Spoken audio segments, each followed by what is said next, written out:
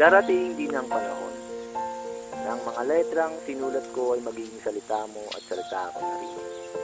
Dadalhin ng hangin sa kung saan man ito padparin at ibubulong sa'yo ng hangin.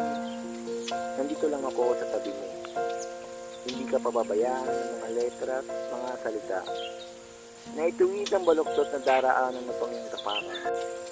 Saan ka man ito padparin, nananatili sa puso't isipan ang mga katagat pangakong binitiwan. Ang mga salita mo ay aking pangahawakan. Mga pangakong binitiwan na ikaw lamang ang tanging kaligtasan. Sa mga oras na ito, sumisilip ang mga tala sa langit, kasabay ng pagdampi ng malamig na simoy ng hangin. Habang umuhuni ang mga kulisap sa bawat sulok ng kadiliman. Sa kalaliman ng gabing ito, kasabay ng pag-ihip ng malamig na simoy ng hangin, ang boses na nagsasabing, mangaral ka. Mangaral ka.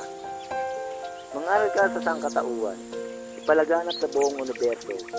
Sa pamamagitan ng mga letra ay naroon ako. Sa pamamagitan ng mga akda mo ay naroon ako. Sa pamamagitan ng pag-ibig mo sa akin ay mamahalin ka din ng mga tao. Kasama ng mga akda mo, pati ng mga iyong mga tula. Huwag kang matakot o mahiya, pagkat ako ang iyong pangako at ang gabay. Ako ang bahala sa iyo.